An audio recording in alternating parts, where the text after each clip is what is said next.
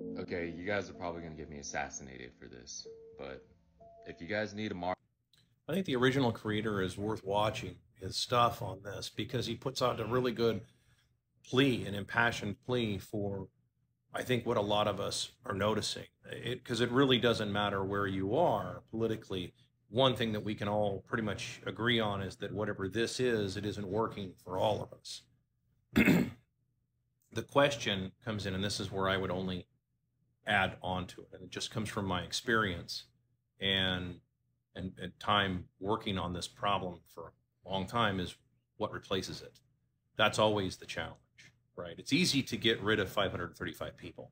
That can be done in about a weekend. I mean, we could do it this weekend too. I got nothing going on. So, I mean, but it's what comes afterwards. That's always the challenge with it. And everybody has their own opinion of what everything should be like when, you know, after they're gone. So, and then there's this idea of that gets pushed out of like, well, we could have majority rule, right? Whatever the mob wants. Like, okay, it's just mob rule. That's not a constitution. That's not a limited republic. That's just whatever the mob wants, they get. That's not really going to work for the minority of people, because if you're in the majority, then it works for you. But if you're in the minority, it's not going to work for you. So it's best to try and figure out what it is that everybody doesn't want as opposed to what they do want. And that's the tough part, because that's, in fact, that's how our Constitution is written. It's written from the perspective of what the people at the time did not want the government to do. They did not want government barring free speech, okay, or in any way inhibiting free speech. They've gotten around this now with the idea of using private companies and saying, okay, well, it's a private company, so therefore the private company can limit free speech. That's a problem because, well, then all they have to do is just create a bunch of laws to make a bunch of private companies profitable and then get them in bed with them. This is always the challenge with unwinding, this kind of thing. You have three massive institutions, not the branches of government. That's another problem. Government itself is one massive institution. The other one is giant corporations, and those two things are owned by giant banking at the top. So that's really what it comes down to, which is why I always talk about the money issue, the currency issue, the type of money, the type of currency. There is not going to be any pain or any gain without pain, right? That's delusional thinking to think that we're going to get from where we are now to a better spot without there being a lot of sacrifice. I don't mean necessarily people sacrifice. I'm just talking about the sacrifice of the illusion of wealth, because it's in dollars, and dollars are fake.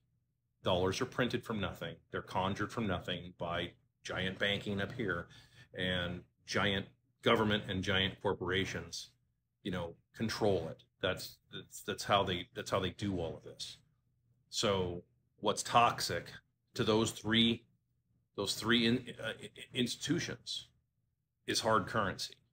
It ends it very quickly and it ends all of this madness very quickly, because it comes down to, that's great. You want to have this law, great. That you want to have this law, you want to have this, great, great, great, awesome. That's awesome. How are you going to pay for all of it? How are you going to pay to enforce any of it? That's the problem, is that when you have a hard currency, there's no way to pay for a lot of these people to enforce any of this stuff. While I have no beef with this content creator at all, I would point out, though, that I don't believe that the police nowadays, that the people that have been hired to be police anymore, they're not on your side. I think that's pretty objective. They're on the side of who's paying. They're on the side of where the money's coming from, as are probably about half of the troops. I think that's I think it's very optimistic to suggest that the police and military are going to be on the side of the people, but the people are not going to pay them. The people are broke. Like the people are broke, right? Even all those boomers who claim that they're rich, once again, it's like, if you actually have 535 people vanish tomorrow morning. Actually, 546 technically. I mean, if you want to throw in all the real other problems as well. That's great, but then so does all that illusion of wealth, and so does the stock market. That all goes with it. The currency goes with it. Like all that stuff goes with it. And because if you try to keep that around, you will attract just more of the same people into those positions because they are drawn to the idea of fiat large S. They are drawn to that. You will attract the worst possible people to those positions because it's easy to just tell people, yeah, vote for me and I'll give you whatever you want. That's called tyranny of the majority, by the way. And there's no way to do that, by the way, just so you know, because the people's will are fickle. That's why you have a limited republic. That's where that comes from. And I realize this conversation isn't something that we have every day. We need to have it more. It's true. But this conversation isn't had by a lot of people. And so some of the words that I'm using to some may be words they've never heard, or maybe they hear them in a passing conversation, but they've never heard somebody actually speak about like this. Well, that's why you have a limited government, is so that way it's what they will not do, not what they will do for you. There is no such thing as free healthcare. There's not. It doesn't exist. It may be free to you, but somewhere is paying for it. There's a reason Americans pay $600 for an aspirin and people overseas pay nothing. It's because the Americans are paying $600 for an aspirin. You have to understand the economy behind it. There's a reason, like that a hamburger in Canada is like $26 now, right? But they've got free healthcare. It's not free. It's just somebody else is paying for it directly or indirectly. There's no such thing as free, like all this stuff. Like, well, just tax the rich. Like, that's not how any of that works. First of all, most of the rich are not as rich as you think they are. Most of them have nothing. In terms of hard currency, they've got nothing. Nothing. They're just as broke as you, me, or anybody else. That's first. The second part of that is that if you tax all of the so-called rich, eventually the rich will just become rich, take care of themselves, and then stop being rich. And then there's no one left to tax. That's how this works, right? So I realize that most people think of the world the way that the world is now, and they think, oh, well, if we just change this one thing, then that'll change all this other stuff. That's not how this works. A long time ago, I did a video where I used a Fibonacci sequence of numbers that are out of order, and I explained, like, that's the problem. You can fix these equations, but you're not going to fix the rest of the problem. You have to fix the main problem, which is your currency. Once you fix that, then a lot of these other problems go away. Term limits, all that. This stuff all just happens naturally because nobody would want to be a politician. If you can't just conjure a bunch of money out of nothing, then who the hell would want to be a politician? The only people who'd want to be a politician would be people who would actually do the job. And many of them would be like, as soon as you gave them, you even rolled your eyes at them once, they'd say, that's it, I quit. Bye. I've had enough of you. And that's who you would get. You would actually get the competent people that would be willing to do that job because it sucks.